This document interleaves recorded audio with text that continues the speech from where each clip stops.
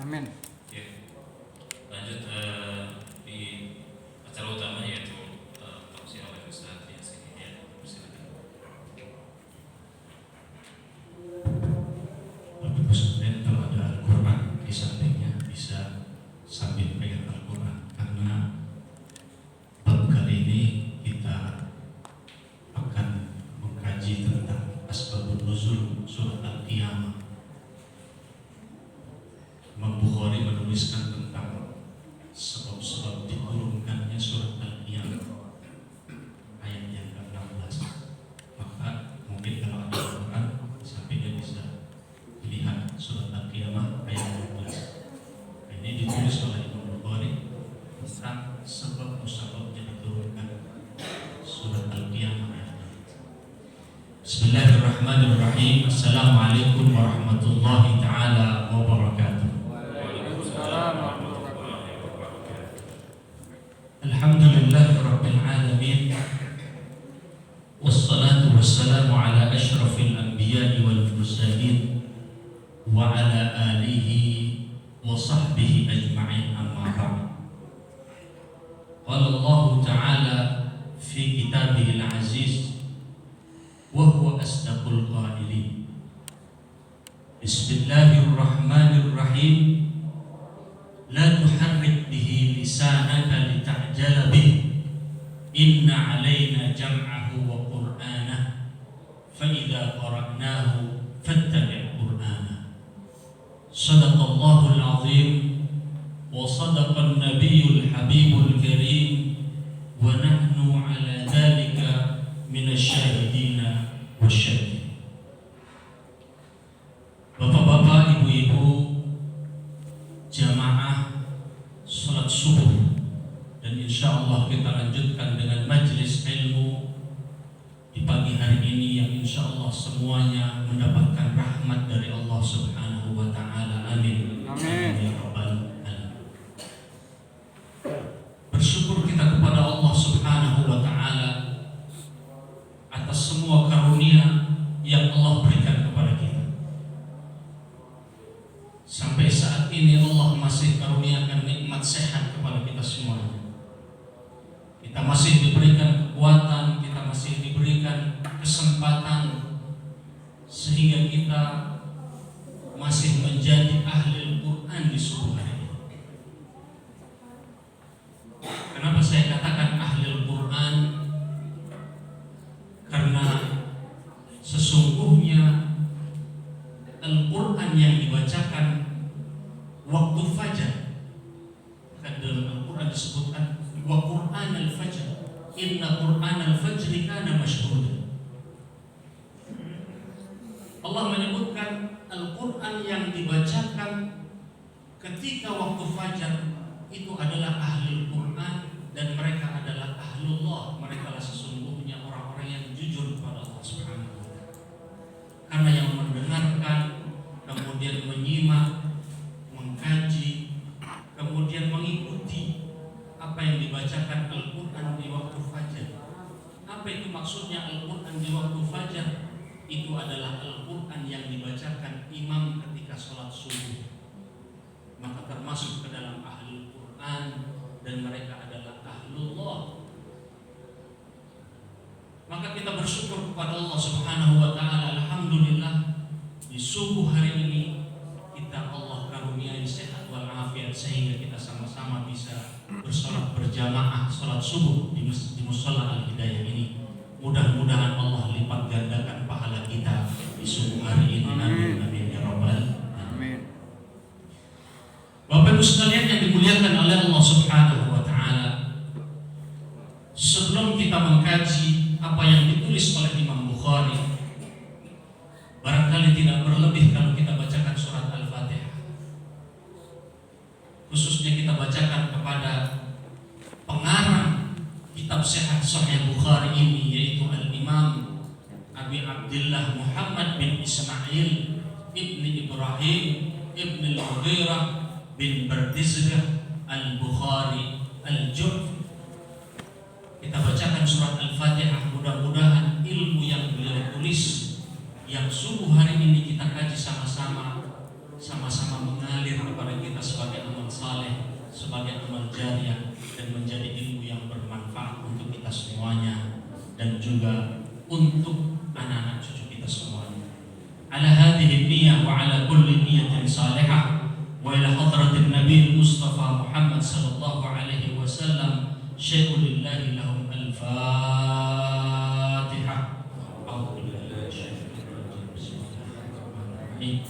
Alhamdulillahirrahmanirrahim Ar-Rahmanir-Rahim Maliki yaumiddin Iyyaka na'budu wa iyyaka nasta'in Ihdinas siratal mustaqim Siratal ladzina an'amta 'alaihim ghairil maghdubi 'alaihim waladdallin. Pada pertemuan kita yang lalu, kita sudah mengkaji sama-sama bagaimana proses turunnya wahyu yang Allah perintahkan kepada malaikat Jibril disampaikan kepada baginda Nabi besar Muhammad sallallahu alaihi wasallam, dan malaikat Jibril menemui Nabi Rasulullah sallallahu alaihi wasallam dengan wujudnya yang asli.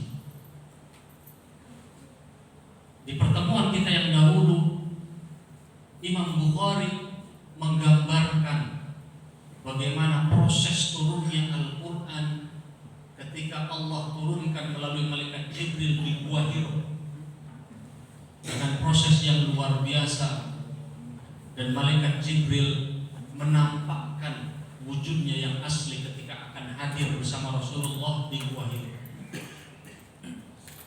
Kemudian selanjutnya Imam Bukhari juga menceritakan sela-sela antara wahyu yang pertama dengan wahyu yang kedua, malaikat Jibril menampakkan dirinya dengan wujudnya yang asli, menampakkan kepada Rasulullah sallallahu alaihi wasallam di saat Rasulullah perjalanan antara rumah beliau menuju ke Ka'bah Al-Musyarrafah.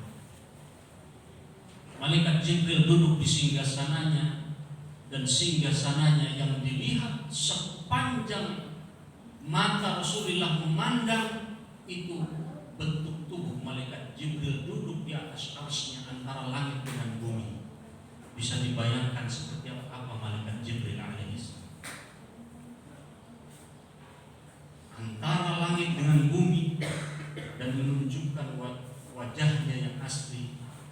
itulah kemuliaan yang Allah berikan kepada baginda Rasul Sallallahu Alaihi Wasallam dengan kehadiran malaikat Jibril alaihissalam. Saat ini kita akan mengkaji apa yang ditulis oleh Imam Bukhari tentang asbabun nuzul. Apa itu asbabun nuzul? Asbabun nuzul itu adalah sebab musabab diturunkannya surat Al-Qiyamah ayat ke-16. Kita baca surat Al-Qiyamah. Jadi yang kita kaji ini ditulis oleh Imam Bukhari sebab musababnya. Kenapa diturunkan surat Al-Qiyamah ayat 16? Kita akan baca sama-sama surat Al-Qiyamah. Bismillahirrahmanirrahim.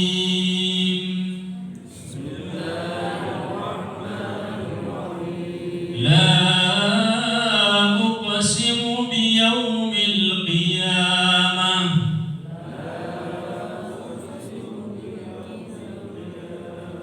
wa la uqsimu bin nafsil lawwamah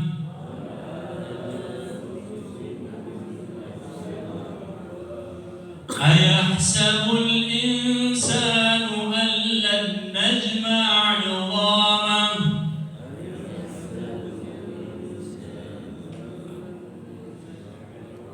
bala qadirina 'ala an nusawwiya bananah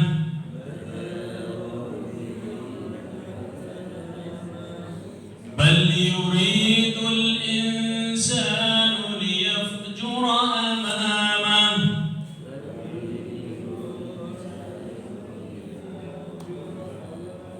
yas'alu ayyana yaumul qiyamah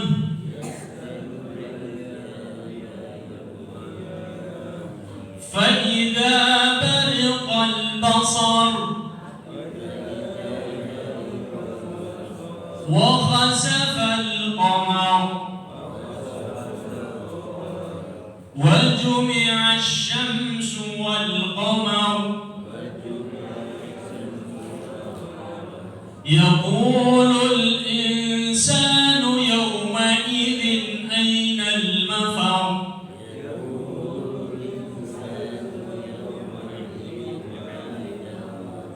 kalla la wazar ila rabbika yawma idzinil mustaqar yunabba'ul insanu yawma idzin bima qaddama wa akhkhar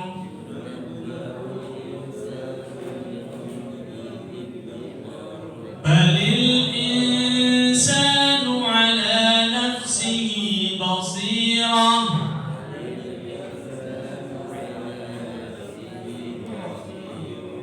walau alqa ma'adhirah la tuharrik bihi lisanaka lita'jala bih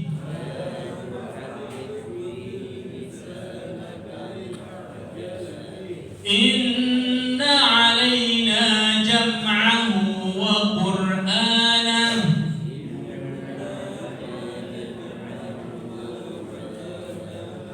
fa idza qara'nahu fattabi' qur'anah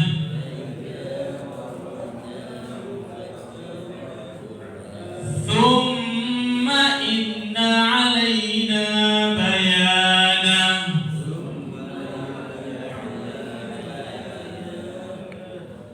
Sadaqallahul azim.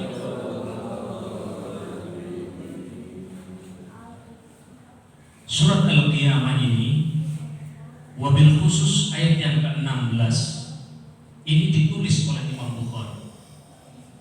La tuharrik bihi lisanaka lita'jala bihi. Jangan kau gerakkan ya Muhammad lisanaka, lisan engkau lita'jala bihi, karena ingin terburu-buru menghafal Al-Quran dan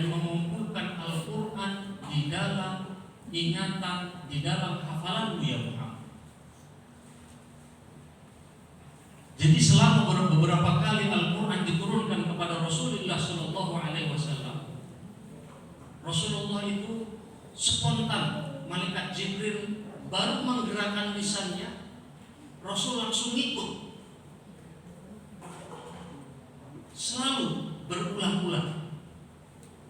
Nah, ini diajari oleh malaikat Jibril. Bahkan Allah sendiri yang memberikan wahyu kepada malaikat Jibril, sampaikan kepada Muhammad, ketika wahyu itu diturunkan, jangan langsung kau terburu-buru menggerakkan lisan kemudian langsung menghafalnya. Dengarkan terlebih dahulu sampai selesai, kemudian baru digerakkan lisanmu, kemudian hafalanmu untuk mengumpulkan Al-Quran.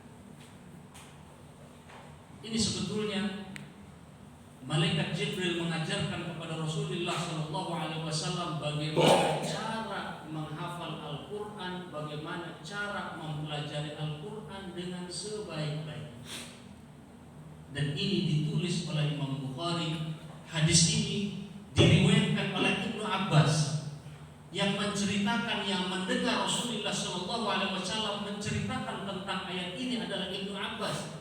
Ibnu Abbas kemudian disampaikan, bisa dilihat di sini.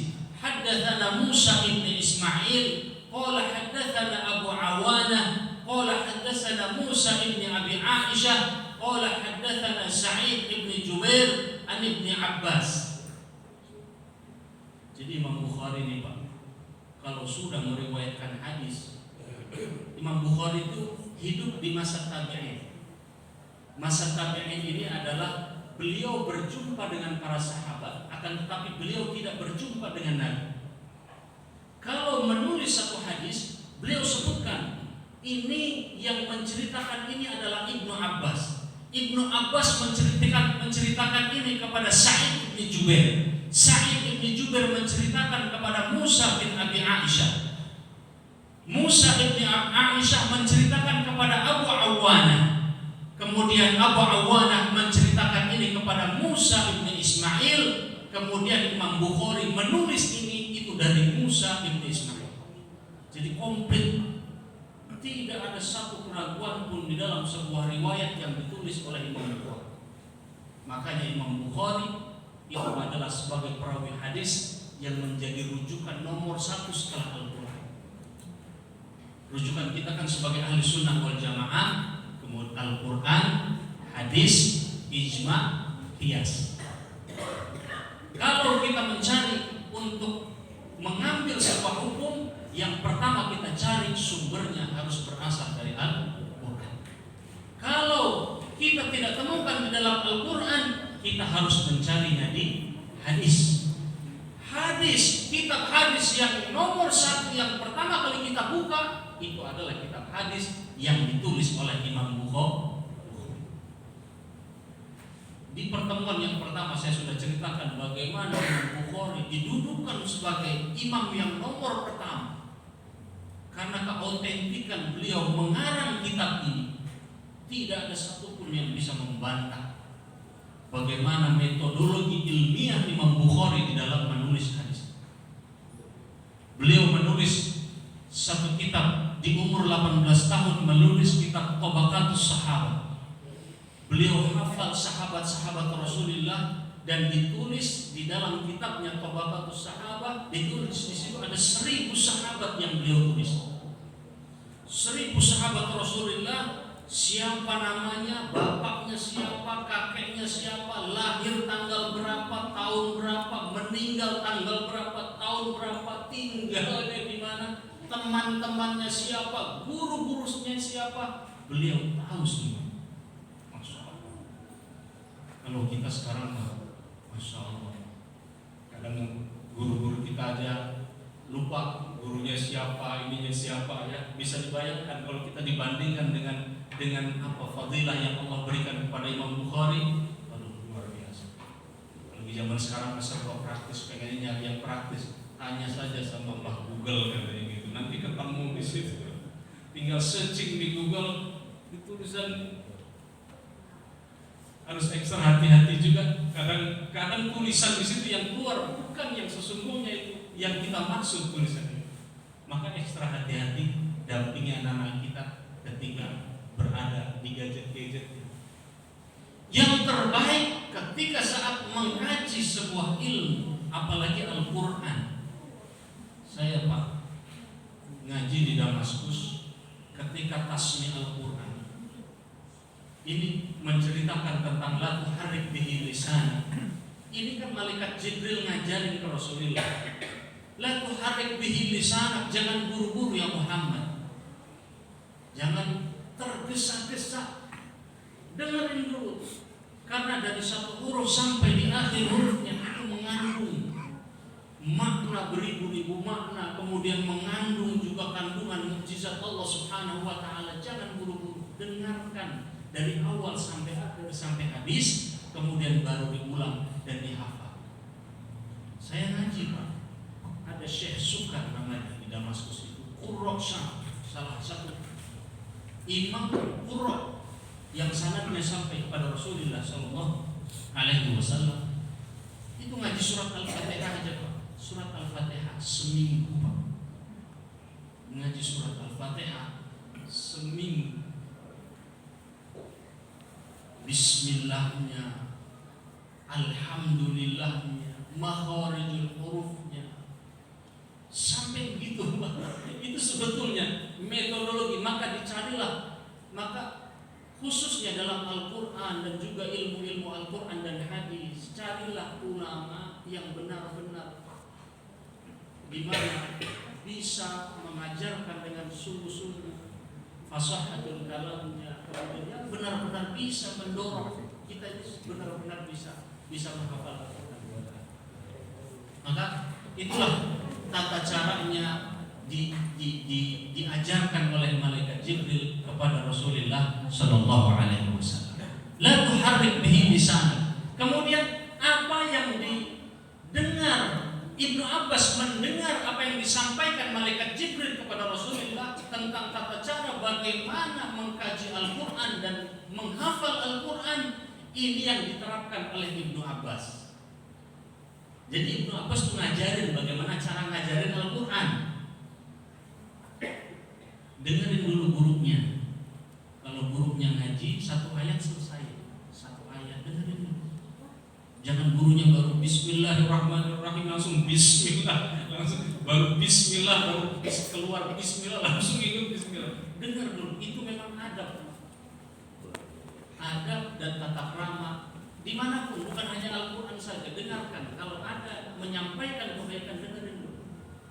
Kalau kebaikan ini benar-benar bersumber dari Al-Quran dan hadis, dengarkan. Kemudian setelah itu baru kita tanya. Kalau ada sesuatu yang itu memang ada bagaimana menuntut ilmu syariah yang Allah turunkan kepada baginda Rasul Sallallahu Alaihi Wasallam. Dan ini tata caranya disampaikan oleh Ibnu Abbas. Nah, Imam Bukhari ini tahunya dari Musa bin Ismail dari Abu Uwanah sampai kepada Ibnu Abbas. Nah, inilah yang dipakai oleh para ulama Qurra di dalam mengajarkan Al-Quran. Demikian juga para ulama di saat apa? Mengajarkan ilmu Al-Quran dan hadis. Saya mau cerita yang namanya Imam Nawawi. Imam Nawawi itu kan ada Imam Nawawi Al-Bantani, Tanara. Kemudian ada Imam Nawawi yang mengarang kitab Arba'in Nawawi, yang kemudian juga Riyadhus Shalihin. Itu adalah Imam Nawawi yang dilahirkan di kota Busra di sana, di sebuah kampung namanya Nawa. Imam Nawawi. Yang saya mau ceritakan adalah Imam Nawawi yang Busra, yang Nawa. Imam Nawawi, ini saya ingin ceritakan cuma begitu mahabbahnya terhadap guru yang telah memberikan ilmu kepada beliau. Suatu saat beliau diundang. Beliau adalah seorang alim, faqih, orang yang berilmu, kemudian orang yang rendah hati. Diundang untuk datang hadir ke satu majelis walimah. Walimah itu tasyakuran. Beliau diundang di satu majelis oleh tetangga-tetangganya, diundang. Tapi gurunya diundang juga. Di majelis yang sama, gurunya diundang. Kemudian begitu beliau mendengar gurunya diundang, sebelum hari haknya beliau sampaikan kepada sahibul hajah, beliau katakan, saya terima kasih sudah diundang dan undangannya sudah sampai. Insya Allah undangannya sudah sampai dan saya alhamdulillah terima kasih diundang untuk bisa hadir di tempat ini. Tetapi karena guru saya ada di tempat ini besok, maka mohon izin undangannya sudah sampai dan mohon izin untuk saya uzur untuk tidak menghadiri undangan. Sahibul Hajat nanya kepada Imam Nawawi, wah Imam Nawawi, kok bisa seperti itu? Kenapa alasannya Imam Nawawi tidak ingin hadir ke tempat kami? Kan kita sama-sama nggak apa-apa dengan para guru, dengan alim ulama. Apa jawaban beliau? Wahai saudaraku, saya sangat cinta guru saya. Saya sangat mahabbah dengan guru saya dan saya selalu mendoakan guru saya. Saya khawatir kalau saya hadir ikut majelis bersama dengan guru saya, kemudian ada satu makanan yang makanan itu guru saya sangat menyenangi makanan itu, kemudian saya tidak sopan ngambil makanan itu namanya saya su'ul adab, kurang berakhlak kepada guru saya. Maka saya untuk menghindari agar saya tidak berbuat seperti itu, saya mohon izin agar saya tidak bisa menghadiri itu karena cukup guru saya hadir di tempat itu. Allahu Akbar. Ini kita baca di biografinya Imam Nawawi. Bayangkan sampai sejauh sana menghargai seorang guru, menghormati seorang guru, sampai kekhawatiran Imam Nawawi. Misalnya ada kopi yang gurunya tuh senang banget kopi itu, kemudian beliau pengen minum kopi itu, beliau tidak tega itu pakai akhlaknya seorang alim ulama yang karangannya luar biasa. Imam Nawawi, siapa yang tidak tahu Riyadhus Shalihin? Siapa nggak tahu Arba'in Nawawi? Semuanya tahu. Nah itulah salah satu bagaimana menghargai, mencintai ulama, karena ulama itu adalah warasatul anbiya. Ulama itu adalah warasatul anbiya. Ulama-ulama yang benar-benar ikhlas, yang benar-benar jujur, mereka adalah pewaris para nabi. Nah, Bapak Ibu sekalian yang dimuliakan oleh Allah Subhanahu wa taala. Nah, inilah Imam Bukhari menceritakan bagaimana cara malaikat Jibril mengajarkan Al-Quran kepada baginda Rasul Sallallahu Alaihi Wasallam. Kemudian di dalam hadis yang kedua yang ditulis oleh Imam Bukhari, haddatsana Abdan qala akhbarana Abdullah qala akhbarana Yunus an-Zuhri, haddatsana Bishr bin Muhammad qala akhbarana Abdullah qala akhbarana Yunus wa Muammar an-Zuhri qala akhbarani Ubaidillah bin Abdullah an Ibn Abbas qala kana Rasulullah sallallahu alaihi wasallam ajwadun nas wa kana ajwadu ma yakunu fi Ramadan. Malaikat Jibril alaihissalam ketika bulan Ramadan intensitas menurunkan wahyu. Hampir setiap hari malaikat Jibril alaihissalam menurunkan wahyu, wabil khusus di bulan Ramadan. Makanya bulan Ramadan itu salah satunya disebut sebagai bulan Al-Qur'an. Kenapa disebut dengan bulan Al-Qur'an? Imam Bukhari menceritakan, menulis di sini, malaikat Jibril hampir setiap hari menemui Rasulullah Sallallahu Alaihi Wasallam, khususnya di bulan Ramadan. Makanya di sini disebutkan hadisnya sama dari Ibnu Abbas juga. Karena Rasulullah Sallallahu Alaihi Wasallam ajwadun nas. Rasulullah Sallallahu Alaihi Wasallam itu kelihatan sangat lembut, kelihatan sekali bagaimana beliau itu baik, senyum, lembut, khususnya di bulan Ramadan. Karena apa? Beliau ini didampingi oleh malaikat Jibril alaihissalam di bulan Ramadan. Ini digambarkan oleh Ibnu Abbas, ajwadun nas wa kana ajwadu ma yakunu fi Ramadan. kelembutan Rasulullah itu kelihatan bagaimana beliau sayangnya kepada sahabat-sahabatnya. Duduk sama-sama di Masjid Nabawi di sana, menyampaikan apa yang malaikat Jibril sampaikan. Itu semuanya disampaikan, wabil khusus ketika di bulan Ramadan. Karena apa? Setiap bulan Ramadan malaikat Jibril datang selalu menemani Rasulullah Sallallahu Alaihi Wasallam. Ya Allah. Subhanallah. Mudah-mudahan kita menjadi ahli syafaatnya, Pak. Mudah-mudahan mendapatkan syafaat dari baginda Rasul Sallallahu Alaihi Wasallam. Kemudian hadis yang ketiga, haddatsana Abu Yaman Al-Hakam ibn Nafi' qala akhbarana Syu'aib an Az-Zuhri qala akhbarani Ubaidillah ibn Abdullah ibn Utbah bin Mas'ud anna Abdullah ibn Abbas akhbarahu anna Abu Sufyan ibn Harb. Ini hadis diriwayatkan oleh Abu Sufyan. Masih ingat ceritanya Abu Sufyan ya Pak?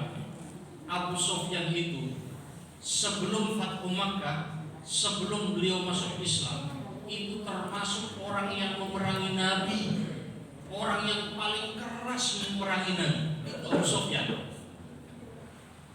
Tetapi di dalam hadis ini, setelah beliau masuk Islam, beliau yang menceritakan. Apa yang beliau ceritakan? Beliau menceritakan tentang Kaisar Heraklius. Siapa itu Kaisar Heraklius? Kaisar Heraklius itu adalah Kaisar Romawi, rajanya Romawi. Ini hadis yang ditulis oleh Imam Bukhari, tapi yang menceritakan Abu Sufyan setelah beliau masuk Islam. Bisa dibayangkan, sebelum Fathu Makkah, sebelum beliau masuk Islam, itu Abu Sufyan ini CS-nya Abu Jahal, CS-nya Abu Lahab, memerangi Nabi. Setelah Nabi hijrah ke Madinah, beliau juga masih memerangi. Tapi apa? Beliau adalah salah satu saksi sahabat yang masih hidup yang menceritakan kondisi Kaisar Heraklius begitu mendengar diutusnya seorang nabi yang berasal dari Quraisy yang namanya Muhammad bin Abdullah. Kita lihat bagaimana ceritanya Abu Sufyan. Ya Allah, dari mana kita tahu ceritanya tentang Kaisar Heraklius kalau tidak baca, tidak mengkaji dari yang diceritain kayak Imam Bukhari begini? Kan kita nggak tahu dari mana ceritanya. Imam Bukhari yang nulis dalam kitab. Beliau mengatakan, ketika Abu Sufyan ini kan biasanya berangkat dagang dari Mekah ke Syam, iya kan? Oh, namanya Quraisy, orang Quraisy dari dulu memang begitu. Makanya disebutkan di dalam surat Quraisy ya, li'ilafi Quraisyin ilafihim rihlatash shita'i was-sayf falya'budu rabb hadzal baitil ladzi at'amahum min ju'in wa amanahum min khawf. Ini menceritakan tentang orang Quraisy. Li'ilafi Quraisyin ilafihim rihlatash shita'i was-sayf. Mereka itu kalau dagang Pak, kalau di Mekah lagi musim panas, beliau berangkatlah musim panas itu ke Syam. Apa yang dijual? Ya barang-barang yang musim panas itu dijual di Syam. Sementara di Syam itu di bawah kekuasaan Romawi, rajanya yaitu Kaisar Heraklius ini.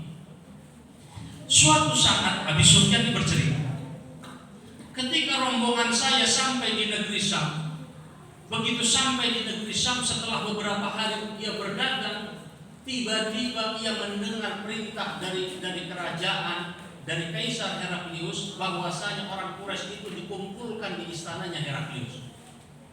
Oh, udah deg-degan Pak, dikumpulkan apa ini? Dikumpulkan oleh Heraklius. Nah di sini diceritakan, karena Rasulullah mada fiha Abu Sufyan wa kufar Quraisy fa'atauhu wa hum bi'aliya fada'ahum fi majlisihi wa hawlahu udhama'ur Rum. Abu Sufyan diundang, Abu Sufyan bersama dengan rombongan pedagang Quraisy diundang oleh Kaisar Heraklius di istananya, dan di sekelilingnya itu pembesar-pembesar dan panglima-panglima Heraklius. Abi Sufyan diundang. Setelah diundang, thumma da'ahu wa da'a biturjumanihi. Kaisar Heraklius manggil penerjemahnya. Karena orang Romawi, Pak. Orang Romawi pastilah bahasanya bahasa Romawi. Kemudian dia minta penerjemahnya satu. Faqala ayyukum aqrabu nasaban bihadzal rajul. Saya mendengar ada satu nabi yang diutus di antara kalian. Maka pertanyaan Heraklius, siapa di antara kalian yang paling dekat nasabnya, yang kerabat sama yang katanya diutus sebagai nabi, kata Heraklius. Abu Sufyan langsung angkat tangan. Faqala Abu Sufyan, faqultu ana aqrabuhum, saya yang paling dekat secara kekeluargaan, secara nasabnya, karena saya dari Quraisy. Muhammad bin Abdullah itu dari Quraisy, maka saya yang paling dekat. Faqala adnu minni, sini kau dekat di samping aku, kemudian teman-teman kau di sampingmu.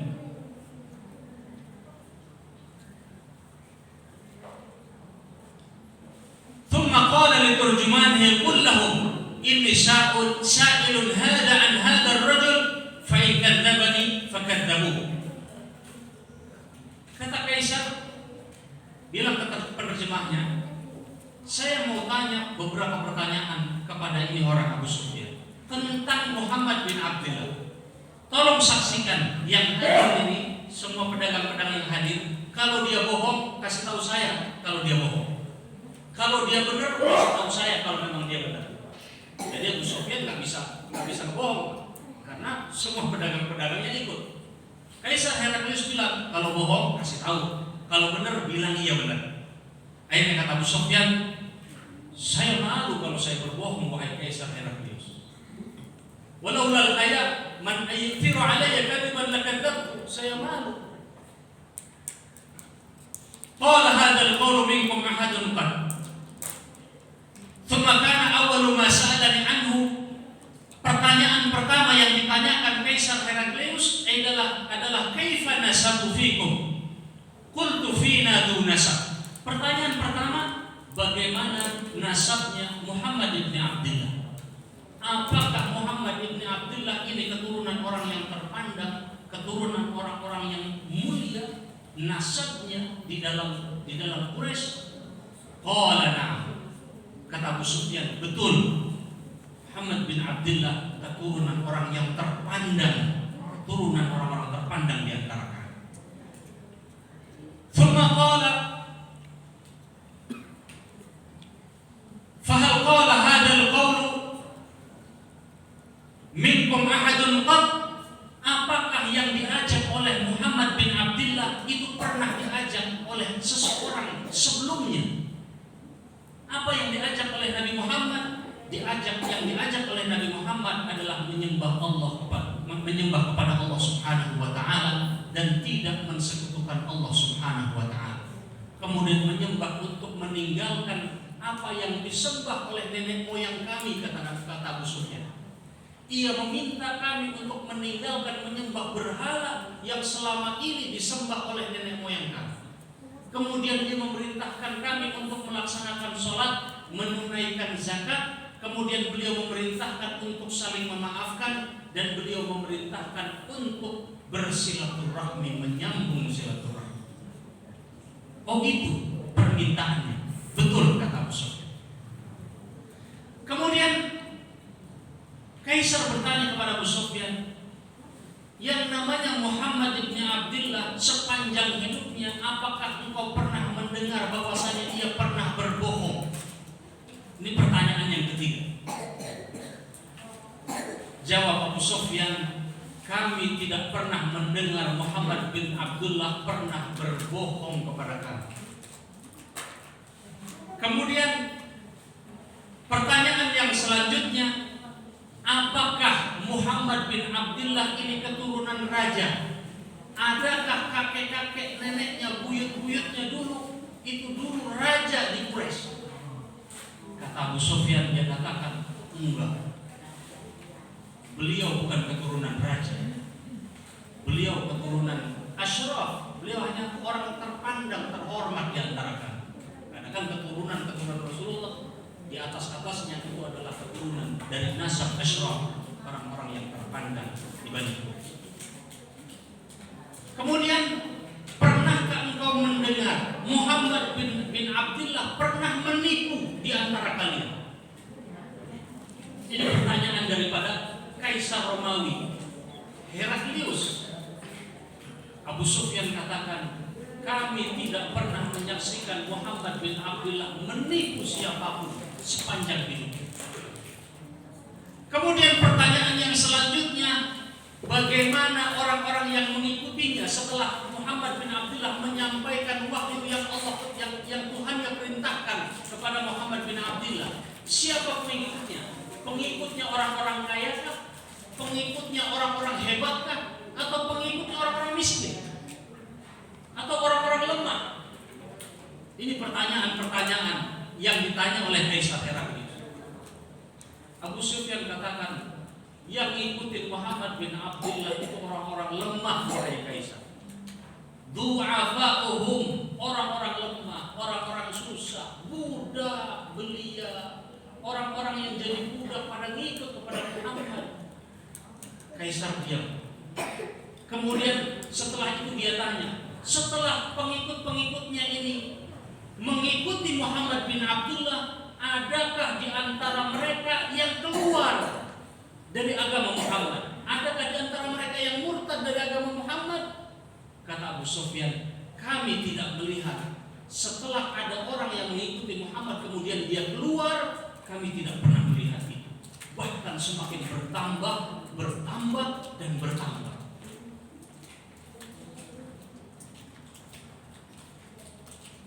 Kemudian pertanyaan terakhir, Kaisar Heraklius bertanya kepada Abu Sufyan, dia katakan, bagaimana, apakah engkau memeranginya? Pertanyaan yang terakhir. Kata Abu Sufyan, benar wahai Kaisar, kami memerangi Muhammad bin Abdullah. Kemudian bagaimana peperangan kalian? Kata Abu Sufyan, kita lunasijal.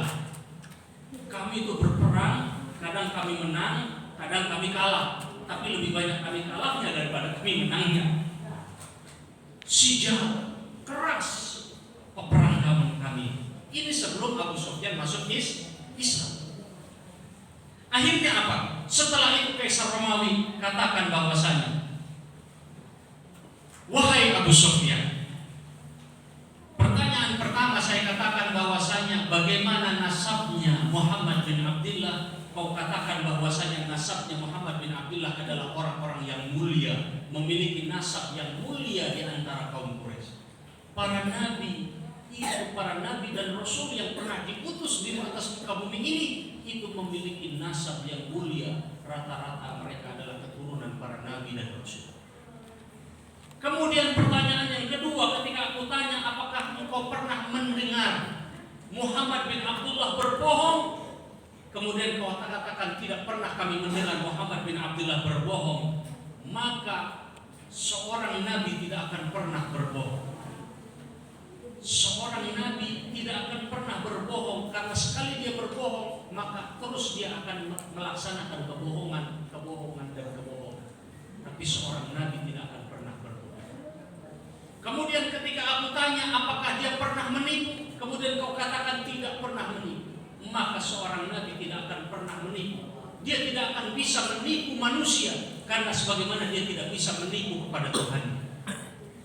Kemudian aku tanyakan, apa sih yang dikatakan Muhammad bin Abdullah, yang diajak oleh Muhammad bin Abdullah? Kemudian kau bilang bahwasanya yang diajak oleh Muhammad bin Abdullah adalah menyembah kepada Allah Subhanahu wa ta'ala dan jangan mensekutukannya. Kemudian ia memerintahkan kita untuk meninggalkan berhala-berhala yang dulu kita sembah, nenek moyang kita sembah. Kemudian dia katakan untuk apa? Untuk ditinggalkan. Kemudian dirikanlah sholat, kemudian tunaikanlah zakat, kemudian laksanakan ibadah haji. Kemudian setelah itu apa? Berbuat baiklah, saling memaafkan, mudah untuk memaafkan. Kemudian sambunglah silaturahmi. Ini adalah sama apa yang diminta oleh para nabi-nabi yang pernah diutus di atas muka bumi. Kemudian begitu aku tanya, siapa yang mengikuti Muhammad bin Abdullah? Orang-orang kaya, orang-orang mulia, apakah orang-orang fakir, orang-orang lemah? Kemudian kau jawab, du'afa'uhum, orang-orang lemah yang mengikuti Muhammad. Sama semua para nabi dan rasul yang pernah diutus, itu pengikutnya rata-rata adalah orang-orang yang lemah. Nabi Isa pengikutnya adalah orang-orang lemah, al-hawariyin. Nabi Musa yang mengikuti Nabi Musa saat itu adalah Bani Israel yang saat itu ditindas oleh Fir'aun. Ini sama sebagaimana diutus kondisi-kondisi yang diutus oleh para nabi dan rasul. Terakhir yang dikatakan kepada Abu Sufyan, Heraklius beliau katakan, jikalau orang ini adalah benar sesuai dengan yang kau benarkan ya Abu Sufyan, yang kau katakan, maka dia akan menguasai singgasana kekuasaan yang berada di kakiku ini saat ini, wahai Abu Sufyan. Allahu Akbar. Itu Heraklius. Kalau memang benar orang ini yang kau ceritakan wahai Abu Sufyan, maka dia akan menguasai singgasana yang berada di kakiku saat ini. Jikalau aku tahu jalannya, bagaimana caranya bertemu dengan orang ini, ketika aku bertemu maka akan aku basuh kakinya. Ini yang nyeritain Imam Bukhari, bukan saya yang cerita. Ini saya menceritakan apa yang ditulis oleh Imam Bukhari. Ternyata Heraklius ini beliau itu salah satu daripada ahli nujum dan ahli kitab yang tarafnya bersama dengan di Romawi. Teman-temannya itu adalah ahli kitab. Ahli kitab ini adalah pemuka agama, artinya memang ahli kitab. Jadi ketika diceritakan tentang adanya Muhammad bin Abdullah, dia bertanya kepada temannya di Romawi.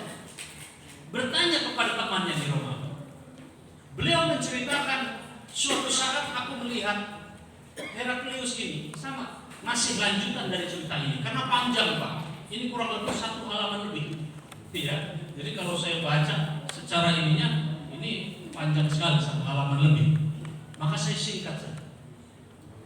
Ketika setiap malam Heraklius itu suka memandang bintang-bintang Pak, maka termasuk ahli nujum. Begitu di saat suatu malam dia memandang bintang, maka ia melihat ada sebuah bintang yang besar, mungkin meteor kali yang dilihat itu. Meteor keluar di antara bintang-bintang yang gemerlapan saat itu. Maka bahasanya Heraklius, ini sesungguhnya Raja Hitam sudah keluar. Nah, bahasa Raja Hitam ini adalah bahasa ahli nujum. Siapa Raja Hitam itu dicari sama Heraklius. Masih di dalam kisah yang diceritakan oleh Imam Bukhari, beliau kumpulkan para pembesar-pembesarnya. Siapa di antara kita ini yang dihitan di kekuasaanku ini? Ini pembesar-pembesarnya cerita, kalau yang dihitan di antara kita ini, kalau orang-orang kita nggak ada yang dihitan, wahai Heraklius. Yang dihitan itu pasti mereka orang Yahudi. Kalau engkau mau memang tidak suka kepada orang Yahudi, kita selesaikan orang Yahudi ini, orang-orang yang dihitan. Kita tinggal menunggu perintah dari engkau, wahai Kaisar. Kemudian Kaisar terdiam. Kemudian siapa lagi selain orang Yahudi? Tiba-tiba beliau mendapatkan surat yang ditulis oleh Muhammad bin Abdullah Rasulullah Sallallahu Alaihi Wasallam yang dibawa oleh Dihyah, dikirim untuk beliau sampai ke Basrah. Kemudian beliau terima itu surat yang ditulis oleh Rasulullah Sallallahu Alaihi Wasallam. Kemudian beliau baca surat yang ditulis oleh Rasulullah Sallallahu Alaihi Wasallam min Muhammad bin Abdullah ila Qasra, dari Muhammad bin Abdullah kepada Kaisar Romawi, yang isinya adalah ajakan Rasulullah SAW agar Kaisar Romawi mengikuti kepada ajaran Nabi besar Muhammad SAW. Begitu beliau membaca surat itu, kemudian beliau perintahkan kepada orang yang mengirim surat tadi. Beliau perintahkan kepada penggawanya, coba lihat yang ngirim surat ini dihitan apa enggak. Siapa yang ngirim surat? Ya orang Arab pasti. Begitu beliau minta, dibukalah itu dia dilihat, dicek, ternyata orang Arab ini dihitan. Kemudian beliau tanya, apakah orang Arab semuanya dihitan? Nah, para pembesar-pembesar yang katakan orang Arab semuanya dihitan, wahai Kaisar. Maka saat itu dia katakan, oh ini yang saya lihat, Raja Hitam itu sudah dilahirkan dan sudah hadir. Ternyata ini dari kaum Arab yang berasal dari Quraisy. Luar biasa. Sebetulnya itu tanda-tanda kebesaran dan besar Muhammad Sallallahu Alaihi Wasallam. Kaisar Romawi sebetulnya itu sudah melihat dan mengakui. Akan tetapi dilihat bagaimana akhir daripada yang ditulis oleh Imam Bukhari. Begitu beliau yakin bahwasanya Raja Hitam sudah hadir, kemudian di Elia beliau kumpulkan para pembesar-pembesarnya. Kemudian beliau katakan, jikalau kalian mau selamat dan singgasana ini masih terus ingin berlanjut, maka ikutilah Raja Hitam ini. Mari kita sama-sama ikuti Raja Hitam ini. Waduh, pembesarnya semuanya lari Pak, turun tunggang langgang Pak. Karena ini bertentangan dengan konstitusi. Lari tunggang langgang sampai mau menyelamatkan. Karena istana itu dikunci. Akhirnya apa? Kaisar Heraklius katakan, duduk semua. Saya hanya cuma mau nyoba ngetes keimanan kalian. Apakah kalau aku minta seperti itu, kalian ini mempunyai memiliki secara emosional langsung menolak hal itu? Ternyata kalian menolak hal itu. Maka aku hanya cuma ngetes saja. Maka jangan ikuti, artinya jangan benar-benar diikuti. Karena apa? Karena itulah tadi ngelihat kekhawatiran daripada pembesar-pembesarnya yang lari tunggang langgang tadi. Nah, inilah yang diceritakan oleh Imam Bukhari tentang Kaisar Heraklius. Jadi ini cerita ditulis oleh Imam Bukhari, saya hanya menyampaikan. Maka Bapak Ibu sekalian yang dimuliakan oleh Allah Subhanahu wa taala, alhamdulillah, nikmat iman dan Islam yang Allah berikan kepada kita ini adalah luar biasa. Patut kita syukuri dan terus kita nikmati nikmat iman dan Islam ini. Mudah-mudahan dengan kajian kita di pagi hari ini semakin menambah keimanan kita kepada Allah Subhanahu wa taala. Teruslah berbuat baik. Teruslah beramal saleh. Dengan kita mengkaji dari satu asatir ke asatir yang lain, dari guru-guru kita, mudah-mudahan semakin menambah amunisi, menambah suplemen di dalam keimanan kita, dan semakin mantap ketika saat kita beribadah pada Allah Subhanahu wa taala. Barangkali ini yang bisa saya sampaikan untuk kajian pada kesempatan pagi hari ini. Mudah-mudahan bermanfaat, dan insya Allah selanjutnya saya kembalikan kepada pembawa acara untuk bisa melanjutkan. Barangkali ada pertanyaan dari Bapak Ibu sekalian. Masih Ustaz, ya jadi sudah disampaikan kajian dari Ustaz Yasin.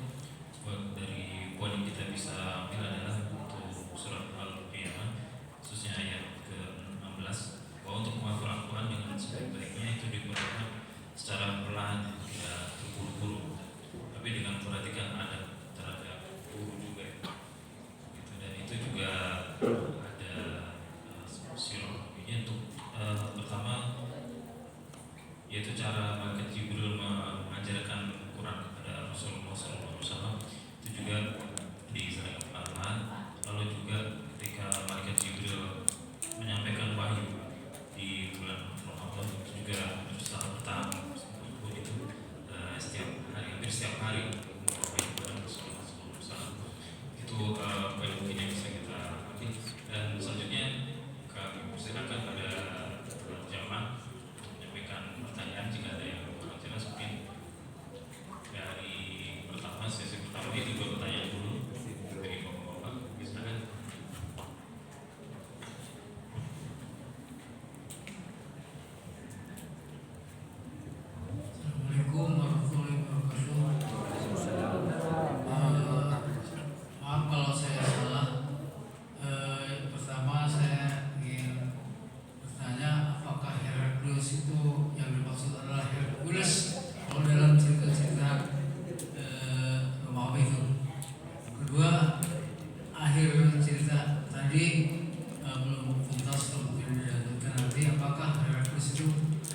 Islam. Islam saya saja Pak Ustaz. Terima kasih. Assalamualaikum warahmatullahi wabarakatuh. Ya, pertanyaan yang pertama, yang kedua mungkin ada ngomong yang lain, silakan. Atau ibu-ibu.